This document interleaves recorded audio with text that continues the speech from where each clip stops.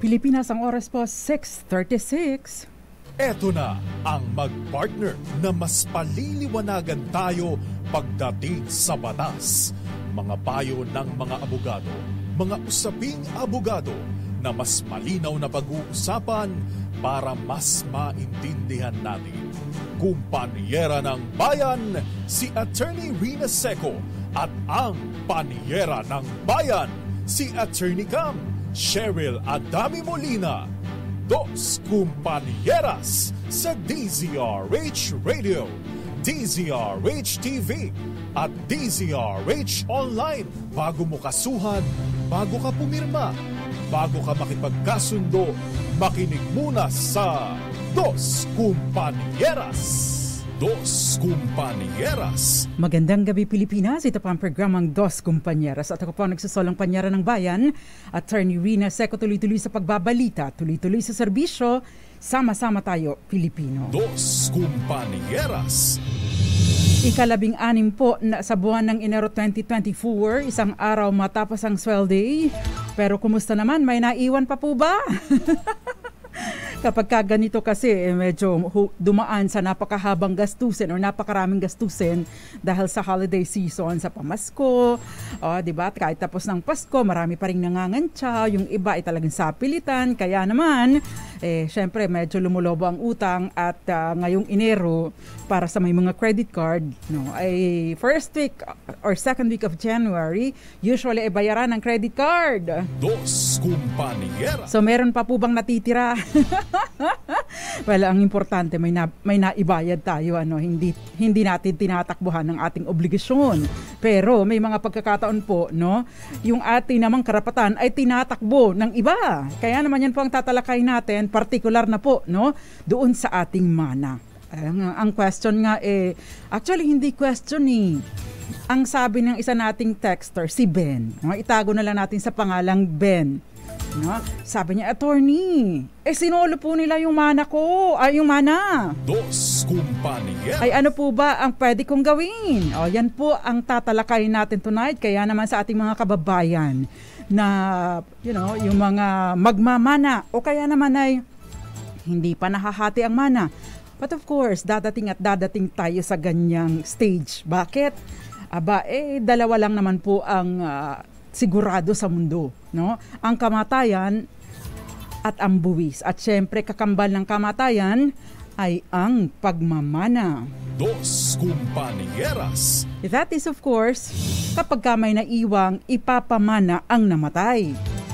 Pero imposible kasing walang maiwan Syempre, kahit yung kakarampot na lupa o sasakyan o yung motorsiklo, ay kakailanganin pa rin po, na dumaan sa proseso ng pagmamana.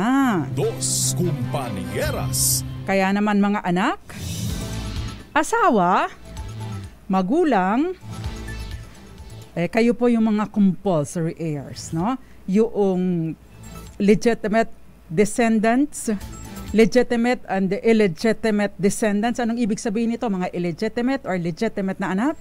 Kasama na rin po yung mga adopted, kasi nagmamana na rin po sila. Pagkatapos kung wala yun, kasama, kasama ng magmamana, syempre yung nanay assuming na nanay or yung tatay assuming yung asawa assuming na sila ay totoong mag-asawa. Ibig sabihin, sila po ay kasal. Dos Kumpanieras. Kung wala pong anak, syempre aakyat. Kung walang anak o walang apo, aakyat po sa magulang ang pagmamana. At kasabay ng pagmamana ng magulang ay ang asawa ng namatay. Ayan. Dos Kumpanieras. So sila po yung mga tinatawag na compulsory heirs. Ibig sabihin, inire-reserba po ng batas ang kalahati, Kung meron pong last will and testament or last or will, Kung meron pong will, ibig sabihin nag-iwan ng huling habilin ang namatay, masusunod po yun, pero yung inire-reserba ng batas na kalahati ng total estate ay hindi po maaring ma-prejudice. Anong ibig sabihin? Hindi po pwedeng baliwalain dahil ipinag-uutos po ng batas, na at least kalahati ng estate or mga naiwang ari-arian ng namatay ay ibibigay sa kanyang anak. Dos Compañeras. Yun. Kaya naman kapag ka ikaw ay isang anak at ikaw ay napagkaitan ng mana, ay ano ba ang pwede mong gawin? Dos Compañeras. Halimbawa naman po na walang anak pero merong asawa. Masosolo ba ng asawa yung mana? O maari pang magmana ang magulang o maari pa rin magmana ang kapatid? Yan po ang tatalakayin natin tonight. Kaya naman, pwede po kayo magpadala ng inyong mga mensahe, questions, suggestions sa DZRH Dos Compañeras Facebook page. Naka-live po tayo dyan, bilang comment lang po. Dahil hindi ko po mababasa yung nasa messenger. Pwede din po kayong magpadala bilang comment sa DZRH TV for live stream sa YouTube at ang DZRH News at DZRH News Television na Facebook pages. Bilang comment lang po dahil hindi ko po na-access yung messenger ng mga Facebook pages na yan. Dos Compañeras. Although pwede po kayo mag-message sa akin, sa aking page, Attorney Rina Seco na page, doon ko po mababasa ang inyong mga messages. Dos Compañeras. At syempre meron din po tayo na bonus question para po sa isang mananalo ng 500 pesos. Yung nanalo kagabi ay hindi ko pa po napapadala, medyo busy pa tayo ngayon. Ay sana rin ay nagpa-follow, kahit hindi ko lang siya na double check pero hindi pala siya nagpa-follow sa atin. So i-double check ko po today o tonight, lahat po ng mananalo ay yung lang naka-follow. Pag hindi naka-follow hindi na natin isasali dahil para sa mga loyal viewers and listeners ang ating promo. Dos Compañeras. Ayan. So, binanggit na po natin kung sino yung mga compulsory heirs at binanggit na din natin yung kapag ka-will at mayroong will at saka walang will. Ang tinatawag po kapag may will, testate succession o testate na pagmamana dahil sinusunod po yung mga habilin na binabanggit doon sa will o yung sa mga huling habilin.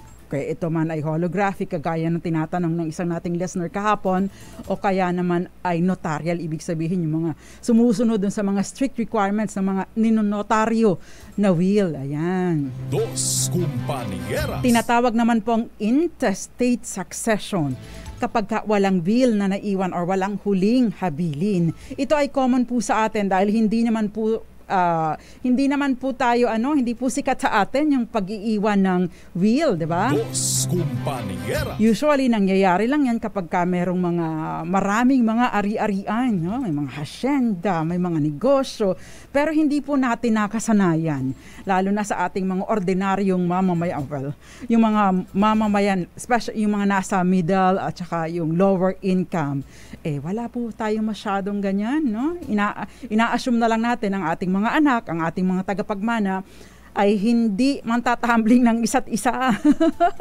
Ibig sabihin, hindi manggogoyo, hindi manglalamang. Pero kadalasan, meron pong nanglalamang. Kaya nga po, yun pong batas on succession, law on succession sa Civil Code, ay mismong naglalagay na doon kung paano paghahatian ang mana. Dos Compañeras. Yan. At importante kapag may manahan, dalawa lang yan, judicial or extrajudicial settlement. Dahil kapag po namatay ang isang tao, kailangan pong dumaan sa proseso para mailipat sa mga tagapagmana ang mga ari-arian. But, kapag ka po namatay, automatic, yung kanyang mga tagapagmana na ang nagmamay-ari. Nangyayari po ang pagmamana kapag right after mamatay ang isang tao. Dos Compañeras. Ang question na lang ay paano mo maililipat sa iyong pangalan ang property na iyong minana dahil, minamandato po ng batas or ipinag-uutos po ng batas, either judicial or extrajudicial settlement of estate, at kapag ka po ganyan, ay isama nyo na din ang partition para hindi na po kayo nagkakaproblema, lalong-lalo na kung ito po ay nagkakaroon ng co-ownership dahil syempre, minsan bawal mong hatiin yan, ako lang magmamay-ari niyan or ako lang ang magdidesisyon. So hindi po pwedeng ganun. Dos Compañeras. Ayan. So, attorney, ayaw talaga Sino solo? Paano po ba ang gagawin ko? Sinolo po ba nagkaroon na ng paghahati? Meron po bang dokumento na nagpineke na nagsasabing, ako lang nagsusolong tagapagmana ng aking mga ninamama at papa? Ano? Nung araw, di ba, ganun ang tawag, sinamama at papa. No? Kapag ka po ganun, ay ano ba ang pwede nating gawin? Dos Compañeras. Yan po ang tatalakay natin tonight. Kaya naman, send me, mag-isa nga lang pala ako. Send me your message or your questions at susubukan ko po nating sagutin. Magandang gabi muna sa mga nanonood sa atin. Jason Abulancia, Rustin Andre Mejia, binabati natin siya at nanonood siya dyan sa Davao City. At happy 22nd birthday daw sa March. Sino po bang magbe-birthday? Sino pong magbe-birthday ng 22nd birthday sa March 4, no? Happy birthday po sa inyo, hindi sinabi ni Rustin Mejia. Romel Cayabyab, magandang gabi daw mga ka-RH. Tita Ami Miraflor Garcia, Raymond Botalon, sabi ni Raymond Botalon, pagmamahalang ang maipamaman ako sa pamilya ko. Ayan. Alam niyo po, yung pagmamahal, nagdudulot siya ng marami at magandang epekto. Bakit? Kasi pag mahal mo ang pamilya mo, magsusumikap ka para naman meron kang maibigay, maiwan man lang sa iyong pamilya. Hindi po ba, Ginoong Raymond Botalon? And then kay Mark Daryl Landrito, Algari Serad, Fe Tolentino Yalong, magandang gabi sa iyo. Zoraida Falorina, nanonood sa atin dyan sa Pampanga. Miss Roxanne Costo, si Boboy Perto sa Puerto Princesa City sa Palawan, Raymond Botalon, at syempre si SP Malabanan, magandang gabi, at magtatanong siya tungkol sa, babasahin ko po mamayang commercial break ang inyong question. Dos Compañeras. At syempre, yung mga iba pang nanonood po sa atin, magandang gabi po sa inyo, Canata Revelo, at iba pang nanonood, si Odette Oxales, at syempre asan ba si Ma'am Grace Recta? Hinahanap ko, Ma'am Grace Recta, Miss Irene Almodovar, at syempre yung anak ni Ma'am Grace Recta, ma'am? Anong pangalan ng anak niyo, ma'am? Si Oscarita Recta. Dos Compañeras. Si Rolly Duque, nanonood sa atin dyan sa Tama Ba Ako, California. Si Rudy Palma, nakasubscribe daw sa YouTube, pero nanalo na daw siya. Sabi, si Rustin Mejia, hindi naman, nanonood din siya both sa Facebook at saka sa YouTube. Gael Enriquez, Buenas noches, Gael, and Michael Bay, na tanging iisa lang ang message sa ating gabi-gabi, kundi walang iba kundi ipa-shoutout si Chia Laron at si Ador Cortez dyan sa Kalumpit, Bulacan. Pancha Saborda Jr., magandang gabi sa'yo. Dos Compañeras. At syempre, habang nag-aantay ako ng mga questions ninyo, magkukommercial lang po muna tayo. Again, meron po tayong bonus question for tonight kung saan isa po ang mananalo ng 500 pesos. Hopefully, maipapadala ko on or before Saturday. But sure, Saturday yan kung hindi ko maipadala ngayon or mamaya or bukas. So, the question is, hanggang ilang taon pwedeng maghabol ang naitsapera kung nagkaroon na ng hatian ng mana? At yan pong sagot sa question na yan ay malalaman ninyo as we go along, no? Kaya importante po na nakikinig, because the very purpose of our program ay para po bigyan kayo ng kaalamang legal na mahirap din namang makuha dahil alam nyo naman, kamamahal din po ng rate, ng fees na sinisingil ng mga abogado. Dos Compañeras. Kapag usapang mana po ang rate po ng mga abogado usually kapag po nagsisettle ng estate, pinakamababa po yung 200,000. Kaya kung sakasakali na hindi na ninyo kumbaga ay mas mahihirapan pa kayo kung mag-engage kayo ng lawyer dahil kung pupunta pa kayo sa korte at kailangan ninyo mag-engage ng lawyer, baka po may mapulot kayo sa ating talakayan para naman maiwasan ninyo ang pagpunta sa korte at maiwasan na ninyo ang pag-engage ng abogado dahil pwede po naman ninyo itong gawin na kayo-kayo lang.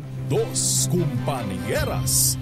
Gagastos pa rin po kayo pero mas maliit na dahil hindi na kayo magbabayad ng professional acceptance pa lang po yun ng acceptance fee ng abogado at ng mga iba pang mga fees kapag ka nag-a-appear na sa korte. Dos Compañeras. Advantage po sa ating mga nagsisettle ng estate kung nagkakasundo ang mga heirs. Bakit? Abay, kung nagkakasundo kayo at wala na kayong gulo, wala na kayong away, maari pong mag-avail kayo ng extrajudicial settlement of estate at with partition para ang gagastusin na lamang ninyo ay para doon sa mga documents, no? Wala nang professional fee ng lawyer, maliban na lang doon sa notarization. Pwede din naman yung pagpapagastos ninyo sa pagpapapublish at syempre yung mga either titling o pagpapatransfer ng title sa inyong pangalan. Dos Compañeras. Magbabalik pa pang programang Dos Compañeras, ilan po munang mga paalala. Magandang araw po, Mercy Paragas dyan sa Belgium. Ako po si Attorney Rina Seco, dyan lamang po kayo. Dos Compañeras. Nagbabalik pa ang programang Dos Compañeras. Kasama pa rin po nagsasalong panyara ng bayan. Ako pa si Attorney Rina Seco, yung nagsabi po na medyo may problema daw sa ating live. Nag-relive po tayo, sabi ng aming TV Tech. Pero magandang gabi muna, Sir Ismaelito Fandevilla, dyan sa Riyadh ka ba, Sir Jinggoy? Kenneth Arevalo, Moonbeats. Tita Mimi Arilio, I miss you. Dos Compañeras. At syempre si Ma'am Aida Lavapi at Anthony Mercador Papelyares. Magandang gabi sa iyo. First time listener daw natin, si Sir Anthony Mercader Papelyares. Magandang gabi po sa inyo. At syempre tinatalakay po natin yung tungkol doon sa mga pinagkakaitan ng karapatan sa mana. Dos Compañeras. Meron pong question tayo na may mananalo ng 500 pesos subject of course sa condition kapag ka po kayo nanalo tapos hindi pala kayo nakafollow sa amin, forfeited po, no? At ibibigay natin sa iba. Ngayon, gano'n na lang para po matiyak natin, no?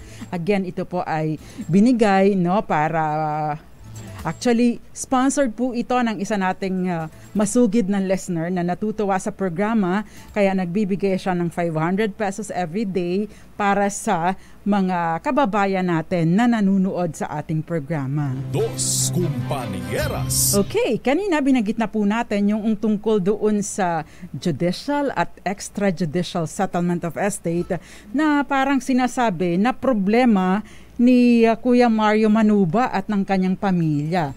Na okay, itong si Kuya Mario Manuba nanunood sa atin dyan sa Department of Agrarian Reform, Marinduque, at pero ang kanyang mga magulang na si Tita Rose Manuba at si Tito Elmore ay nagsaselebrate ng kanilang wedding anniversary at nataon pa na birthday ni Tito Elmore. So happy birthday po sa inyo at masayang panonood sa ating programa tonight. Dos Compañeras. Sana rin po yung bumagabagabag sa inyo tungkol dyan sa problema ninyo sa mana ay masagot sa ating talakayan tonight. Didiretso ko na po sa mga questions, Q&A, dahil mas maiintindihan po ng ating mga kababayan ang konsepto ng tinatalakay natin ngayon kung mayroong mga specific na cases.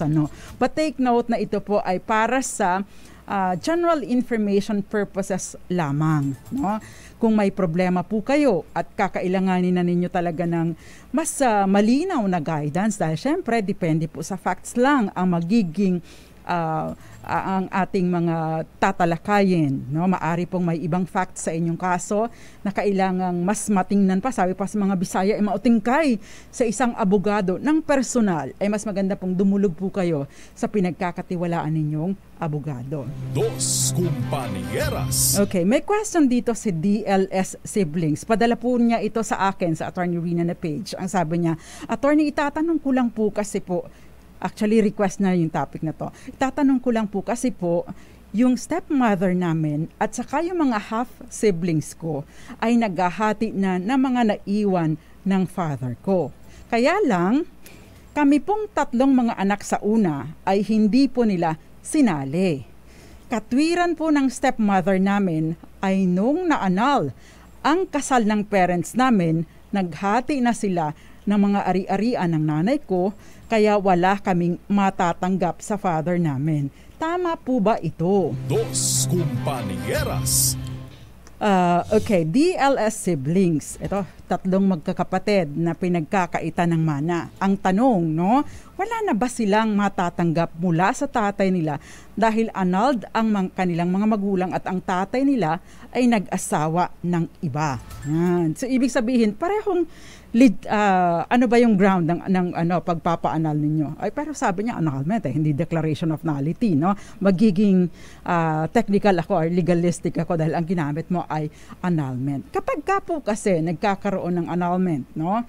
Nagkakaroon ng tinatawag na liquidation of assets or properties. Ibig sabihin, pinaghahati na yung mga binubuo ng conjugal or absolute community assets. Dos Compañeras. Kapag ka po yung erring spouse, ano ba yung erring spouse? Yung asawa, yung spouse na naging dahilan ng paghihiwalay or nagbigay ng dahilan kaya nagkaroon ng basihan para i-annul ang kanilang kasal o i-terminate ang kanilang kasal, na-forfeit po ito, no?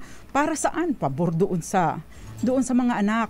Dahil ito pa iba, tinatawag na inililiquidate at hinahati at yung share ng erring spouse, I would assume na yung tatay mo, no, ang may kasalanan, no, ay nagiging tinatawag na presumptive legitim, ipinamamahagi na sa kanilang mga anak, no? So kayo ba, no, DLS siblings, kayo ba ay nakatanggap na yung mga tinatawag na presumptive legitim? Ibig sabihin, kapag ka namatay ang tatay ninyo, nakakuha na kayo ng siguradong mana, no? Dos Compañeras. Kaya lang yun na ba yun ang kabuuan noon? Siyempre hindi pa. Ang sinasabi po ng family code, yung properties already received under the decree of annulment or absolute nullity ay considered lamang na advances of their legitim. Anong ibig sabihin? Paunang mana ninyo. Pero ito po ay without prejudice doon sa mga ultimate successional rights ng anak na nag-accrue bago yung mamatay upon the death nung pinag-uugatan ng mana. Anong ibig sabihin nito? Kahit pa nakatanggap na kayo at nagkaroon na ng paghihiwalay ang inyong mga magulang, yung naghiwalay after mag-distribute noong presumptive legitim hanggang doon sa time na mamatay siya, may karapatan pa rin po kayong share doon. Ibig sabihin, bahagi pa yon ng inyong mana. Dos Compañeras. Yun nga lamang po, DLS siblings, mas kakaunti na ito, bagaman at I would assume pare-pareho kayong mga legitimate, no? Kasi magkaiba po kasi yung mga resulta kung declaration of nullity at saka annulment of marriage. But I would assume na nandun ka sa annulment, void until annulled. So ibig sabihin legitimate kayo. So kung halimbawa po, na namatay si tatay, na meron, sabihin nating 3 sa kabila at 3 sa inyo, kayo pong 6 ay magmamana ng patas doon sa mga naiwan ni tatay. Dos Compañeras. Although, yun pong natanggap ninyo noong naghiwalay si nanay at tatay, ay yun po ay tinatawag na presumptive legitim at magiging bahagi ng computation kapag ka po total na ng estate or sinuma na yung estate ng namatay at yun ay ibig sabihin advance na sa inyong legitim, paunang pamana sa inyo. Dos Compañeras. Pero hindi po ibig sabihin na nakatanggap na kayo noon ay wala na kayong karapatan na makatanggap ngayon. Dos Compañeras. Again, patas po ang inyong pagmamana kung pare-pareho kayong legitimate or marital children. Ayan. So, DLS siblings, yan po ang pinaka-basic na sagot sa inyong katanungan. Dos Compañeras. Nagmamatter po ako kung legitimate or illegitimate. Ayan. Tsaka hindi po ibig sabihin nakatanggap na kayo noon. Wala na ngayon. No? Siyempre, subject pa rin doon sa mga kondisyon, subject pa rin doon sa mga kondisyon ng yung tawag doon, yung pag-separation ng pag-distinguish ng exclusive property ng inyong ama at saka exclusive na property ng kanyang ina ngayon, ng kanyang asawa ngayon. Dos Compañeras. Okay, ang tanong, sabi ni Christine, mahahabol ko pa po ba yung mana ko, ma'am? Kung halimbawa pong hindi nila ako sinali sa hatian. Dos Compañeras. Ayan. So, hindi sinali sa hatian. Ang general po, general rule, no? Syempre, makakahabol po kayo, pero no, kung nagkaroon na po ng hatian, nagkaroon na ng paunang settlement of estate na hindi kayo nakisali or nakasali or naitsapera kayo, meron po kayong 2 taon mula sa settlement or partition ng property para habulin ito. No? So may binibigyan lamang po kayo ng 2 taon, kaya dapat ay alerto. Kasi, no, kapag nakasaad po sa batas na pwede kayo maghabol, pero hanggang 2 taon kasi hindi pwedeng forever na ikikip ng mga tao yung property para sa inyo. Dos Compañeras. Pero kapag po hindi nailipat sa ibang mga, kumbaga hindi na ibenta, no, sa iba, sa innocent purchaser for value, no, ibig sabihin buyer in good faith ang inyong property, ibig sabihin nananatili pa doon sa mga kapwa ninyo tagapagmana, pwede pa po ninyong habulin kahit lumagpas na ang 2 taon. Pero I doubt kung ikikip nila yun, no? Dos Compañeras. Again, mula po sa settlement of estate and partition, you only have 2 years para maghabol ng inyong mana o mag-request o mag-demand ng new settlement of estate dahil hindi kayo naisali. So 2 taon lamang po ang period ng paghahabol, maliban na lamang kung bagaman at nakapagpartehan na ay hindi pa rin naililipat sa ibang tao ang pagmamay-ari ng property. Dos Compañeras. Glenda Seco Agdigos, magandang gabi sa iyo. Gayon din kay Reggie, Rome Asuncion at Dario Reyes. Shout out sa Bicol. Magandang gabi po sa inyo. Sans Pertes, yung mga mana ni Sanser, no? I-share mo sa amin. Eduardo Narvaez at James Anthony Neal. Ganyan din si Maricor Angeles at si Edgardo Cabrera, si Romel Cayabyab at Violeta Montecalvo Sembrano. Dos Compañeras. Si Mercy Paragas dyan sa Belgium at si Romulo Dialino nanunood sa atin. Yun pong sumagot ng 20 years. Ay, mali po yun. Okay, so 2 years lamang pwede kayo maghabol from the time na nagkaroon ng partihan. Yan. Now, we go to the question of Gina Lynn. Sabi ni Gina Lynn, ito pa yung mga compilation na ng mga questions niyo dahil everyday nakalagay po dun sa aking page, di ba? Send questions here. Pumapasok po yun sa aking messenger. Kaya napaplano ko po na pagsasama-sama ko yung mga questions na magkakapareho. Dos Compañeras. Maliban na lamang po kung meron kayong bagong dating na question na dito bilang comment ninyo na ilagay. Eds Maglakas and Odette Agsales, magandang gabi sa iyo. Yung kay Alvin Santua na question patungkol doon sa bank account, no, ng namatay, ay tinalakay na po natin yan last week. Ayan. Last week ba? Gael Enriquez. Si Gael at saka si Kenneth Arevalo, sila yung lagi nakatutok sa atin. Pero tinalakay na po natin yan, yung mga requirements kung paano ninyo makukuha yung may-withdraw yung pera ng namatay. Kung kayo po ay, syempre, tagapagmana o kayo ay halimbawa ay meron halimbawa nakalagay doon sa inyo na survivorship clause. Ayan.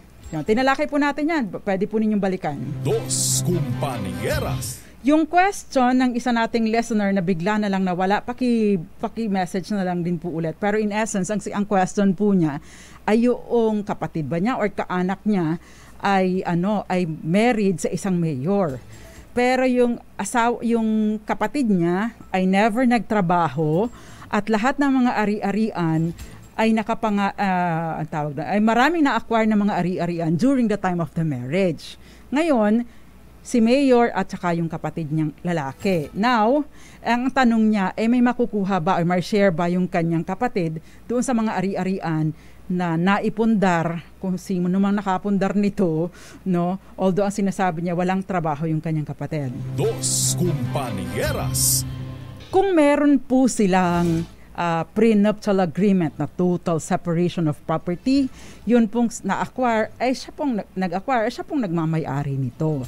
Kung halimbawa naman po na wala silang prenuptial agreement or meron mang prenuptial agreement pero sinasaklaw sila ng conjugal partnership of gains o kaya naman ay totally wala silang prenuptial agreement, automatically nag-ooperate po sa kanila ay yung absolute community of property kung ikinasal sila after August 3, 1988, no, kung kailan nag-take effect ng Family Code. Ibig sabihin, sila pong dalawa ang nagmamay-ari ng mga properties na yon, bagamat at ang kapatid ninyo ay wala man lang naging ambag. Dos Compañeras. So, yun po ang short answer. Ayan. So, dakuan natin. Okay. Merong question dito yung si Gina Lynn. Halimbawa po kaya, ayaw ng kapatid ko na hatiin ang mana kasi ibinilin daw po sa kanya ng magulang namin na bawal hatiin ang property. Wala naman pong kasulatan. Pwede po niya itong ipatupad. Ayan. Dos Compañeras. Actually, bawal po yung ipagbawal.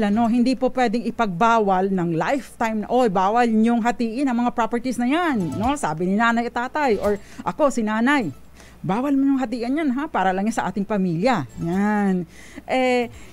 Hindi po yun pinapayagan ng batas. Although kung meron pong habilin, ay pwede po naman itong maipatupad. Pero hindi po lalagpas ng 20 taon. Dos Compañeras. Kung sakali naman po na wala talagang habilin o wala man lang kasulatan patungkol dito, hindi po kayo obligado na magstay in the co-ownership. Kasi kapag ka po hindi ninyo hindi ninyo hinati o pinarte ang mana, ibig pong sabihin, automatically kayo ay nagiging co-owners. Anong ibig sabihin nito? Kayong lahat ang nagmamay-ari ng property at hindi maaaring i-despatcha ng isa lamang ang property. Kailangan ng desisyon ninyong lahat. Dos Compañeras. Ayan. So, ang danger po kapag ka nagstay kayo sa co-ownership, hindi kanyo basta-basta makakapag-desisyon sa property ninyo dahil, syempre, hindi pa rin identified kung, aling portion dyan ang kay ate, aling portion dyan ang kay kuya, aling portion dyan ang akin. Kaya nga po, importante yung settlement ng estate at saka yung partition para makapag-desisyon kayo sa property na napunta sa inyo. Dos Compañeras. Pwede naman po kayong mag-agree na maging co-owners kayo hanggang 10 taon na pwede rin naman po ninyong i-extend. Pero nagiging cause po kasi lagi ng away, kapag ka nagkakaroon ng co-ownership. Lalo na, kapag ka hindi nyo dinivide, yung iba namatay na, yung mga makikisali pa sa usapan, yung mga anak noong kapatid ninyong namatay, o kung halimbawa may namatay pa, yung apo.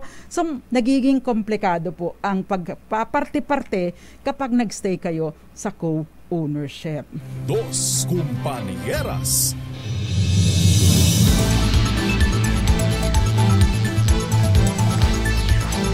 Eto, yung question dito, si Sigpi, attorney, yung mga lupa po na nakapangalan na ang titulo sa mga magkakapatid noong buhay pa ang parents, need pa ba isama sa extrajudicial settlement?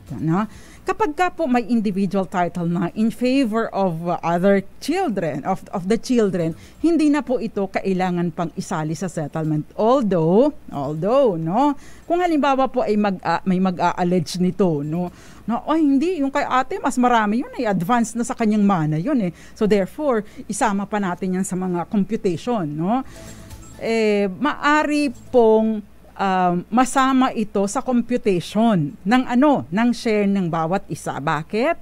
Kasi po kung wala namang will, at sinasabi noong i-donate or ibinigay sa ang property sa anak na ito ay hindi na kasali sa mga computation ng mana. So wala pong problema. Pero kung wala pong will, Pagkatapos walang sinasabi doon na hindi na yun isasali, yung mga properties na napauna na ibigay, hindi na naisabi na hindi na yung kasama, and therefore magkakaroon po ng tinatawag na collation. Ano yung collation?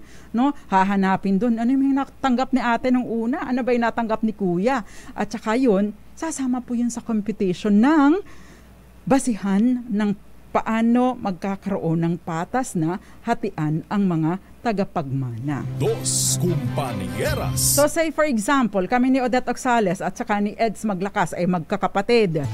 Halimbawa si Odette ay nabigyan na ng kalahating milyon, si Eds ay nabigyan na ng 1 milyon at ako ay wala pa, no? At ang natitira na lang ay 300,000. Abay, yung pong napunta na 10 milyon kay Odette at 5 milyon kay Eds, at tapos yung naiiwan pang 300,000, yun po ay i-compute. And therefore, no, magbabahagi po kami ng patas at saka pa lamang po madidetermine yun kung ano yung magkano yung share ko at magkano ang ibabalik ni Odette at magkano ang, kung maibabalik man, magkano ang dapat na maibalik ni Eds. So, ganon. Dos Compañeras. Palagay ko yan yung naging basihan ng tinatawag na hating kapatid. Ayan. Dos Compañeras. Nag-i-expire po ba ang karapatan na maghabol sa mana? Okay. Kapag ka po, again, no, hanggang 2 taon po kapag ka nagkaroon na ng hatian, no, nagkaroon na ng partihan hanggang 2 taon mula dun sa partihan.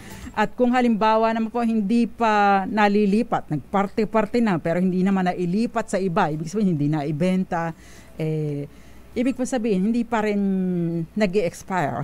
Maari pa rin, ibig sabihin, maari pa rin po kayong maghabol ng inyong mana. Kaya wag po ninyong tutulugan ang inyong karapatan. Dos Compañeras. Magandang gabi sa'yo. Sino pa itong mga nandito? Ay, ang dami na palang mga questions, no? Si Katkat, magandang gabi sa'yo. Roxanne Costo. Attorney, kung halimbawa po, tanong ko, kung halimbawa po magbabayad po kami ng estate tax pero isang kapatid ko lang po ang mag-aasikaso sa lahat, ano po ang gagawin namin? Mag-execute po kayo ng special power of attorney in favor doon sa kapatid ninyo na magbabayad, mag-aasikaso ng estate. Yan. Okay, next yung question po, may question dito si Aleli Bernabe Coronel. Sasagutin po natin ni Nawal, pero magko-commercial na po kasi tayo, no? Ang question po natin patungkol sa yung ating tinatawag na bonus question para sa pahabol na pamasko, hanggang ilang taon maaring maghabol ang naitsa pera kung nagkaroon na ng hatian ng mana. Dos Compañeras. At magbabalik pa po ang programang Dos Compañeras. Ilan po muna mga paalala. Charmy Wings, magandang gabi sa'yo. At Enrique Alcantara.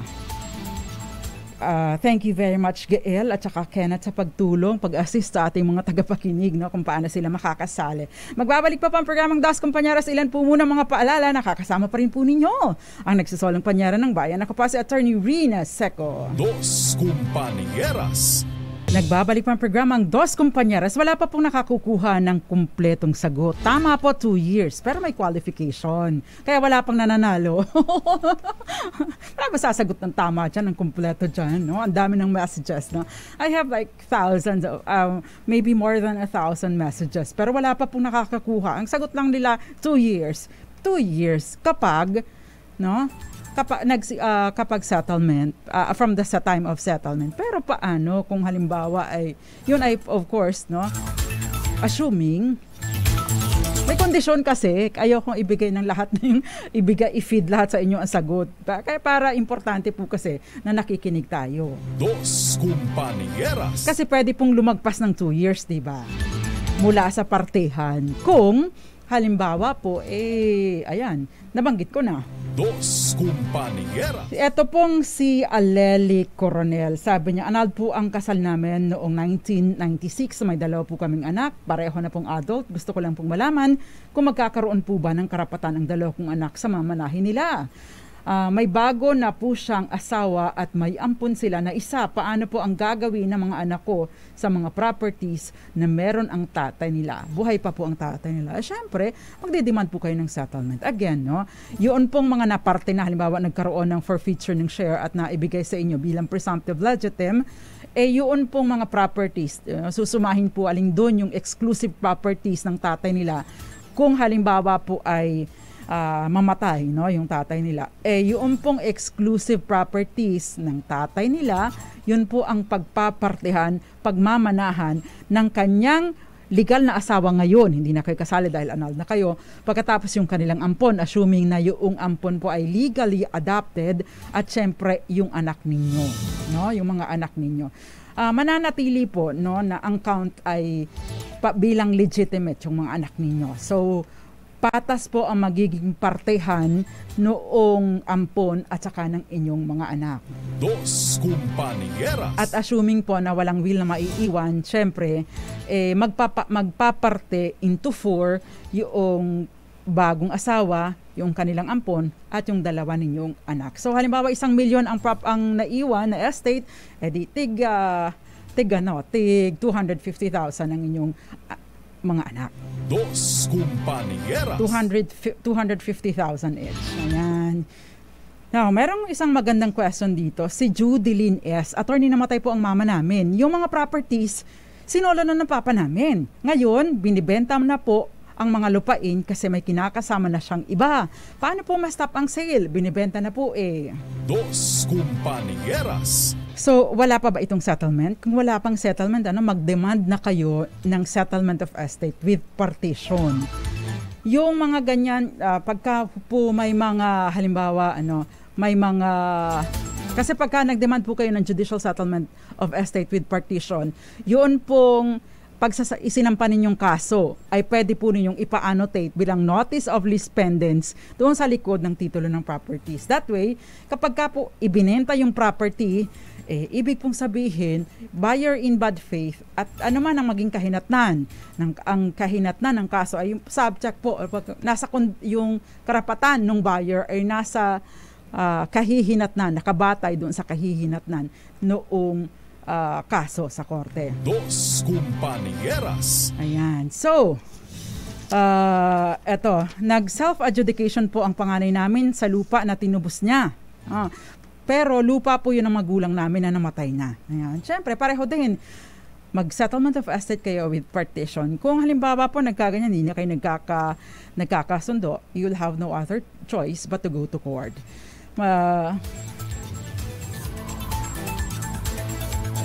Si Jeline Villanueva, yung lupa po ng papa ko, namana niya sa lolo ko. Tama po yung lupa, kulang kasing question. Yung lupa po ng papa ko, namana niya sa lolo ko. Tama po ba na may kahati si mama doon bago pa hati-hatiin ang mana? Dos Compañeras. Jeline, kailan ba natanggap yung mana ng papa mo mula sa lolo? Ito ba ay natanggap at that time na hindi pa kasal ang tatay mo at ang nanay mo? Kasi kung ito ay tinanggap ng tatay mo nung hindi pa siya kasal sa nanay mo, ibig sabihin single pa ang tatay mo, at ikinasal sila ay after August 3, 1988, ay ibig pong sabihin ay conjugal property ito. Bahagi ito ng absolute community of property, and therefore talagang maghahati or automatic kalahati ng property na mana ng tatay mo nung single pa siya, pagmamay-ari nilang, kalahati pagmamay-ari ng nanay mo. Ibig sabihin 50-50 sila. Pero kung tinanggap ng tatay mo ang mana na ito during the time na kasal na sila ng nanay mo, ay ibig pong sabihin, hindi siya maaring makihati nito dahil ito ay exclusive property ng tatay mo, pero magiging tagapagmana ang nanay mo sa property na ito. Dos Compañeras. Ano yung pagkakaiba? Kung halimbawa po ito ay exclusive property ng tatay mo, halimbawa 3 kayong magkakapatid, ibig sabihin, divided by 4, makikiparte ang nanay mo bilang mana niya. Kung halimbawa ito ay conjugal property, hahatiin muna yung property, tsaka paghahatian ulit yung kalahati, divided by 4 pa din. Dos Compañeras. Ibig sabihin, mas malaki ang mapupunta kay nanay bilang bahagi ng kanyang exclusive property at bilang yung kapraso doon, mana naman niya. Dos Compañeras. Si Cesar Milen, magandang gabi sa'yo. At si Merville at Evitz, si Zen Ebetria, magandang gabi. At Losminda Domingo, si Ryan James Ryan Paloma, at maraming iba pa, Maricor Angeles.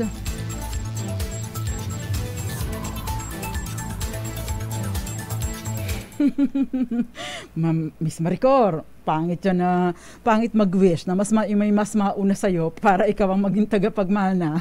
Dos Compañeras. Malu Hernandez, may question pa siya. Pahabol lang, hindi po nasettle ang estate, pero yung kapatid ko po, binenta ang property. Nabenta po during pandemic. Makahabol pa po ba namin? Kung wala pa pong settlement of estate, pwede po ninyong habulin ito, no? Pwede po ninyong habulin ito. Bakit? Kasi, no, yung pinagbentahan, dapat sinicheck din po muna niya. Sino ba ang totoong nagmamay-ari nito? No? Importante po yun. Kasi, no, kung ito pa ay pagmamay-ari ng inyong magulang, na assume, no, na itong property na ito ay nakatitulo sa inyong magulang, dapat yung buyer ay hinanapan niya ng proper documentation, settlement of estate, or kung wala mang settlement of estate, at least special power of attorney man lang mula sa mga co-heirs. Dos Compañeras. Dakuan na po natin yung ating bonus round, bonus question. Ang tanong, hanggang ilang taon pwedeng maghabol ang naitsapera kung nagkaroon na ng hatian ng mana? Ang sagot po natin, hanggang 2 taon mula sa pagkakaroon ng partition or higit sa 2 taon basta't hindi pa naililipat sa iba ang property. Dos Compañeras. Parang wala namang nanalo. Parang wala namang nanalo. Bakit ganun? No? Yung po ngayon lang sumagot ay syempre hindi ko na i-count dahil lagpas na po sa oras. Okay. Wala pong nanalo ngayon.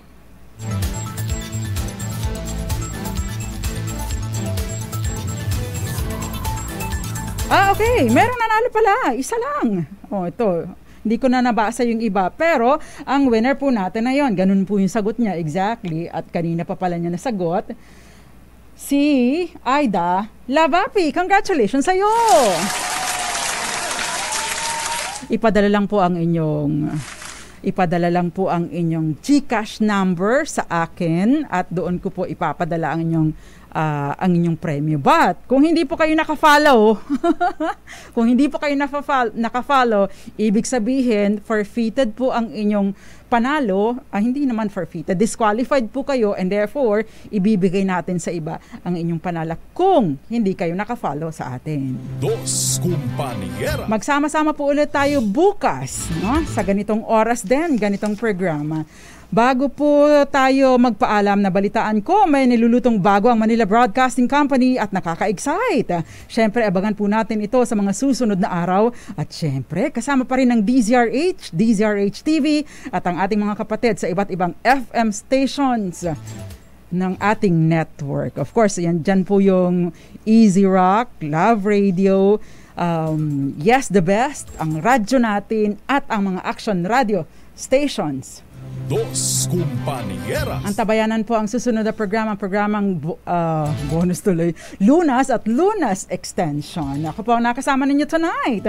Nagsasalang panyaran ng bayan at Attorney Rina Seco, tuloy-tuloy sa pagbabalita, tuloy-tuloy sa serbisyo. Sama-sama tayo, Pilipino. Dos Compañeras.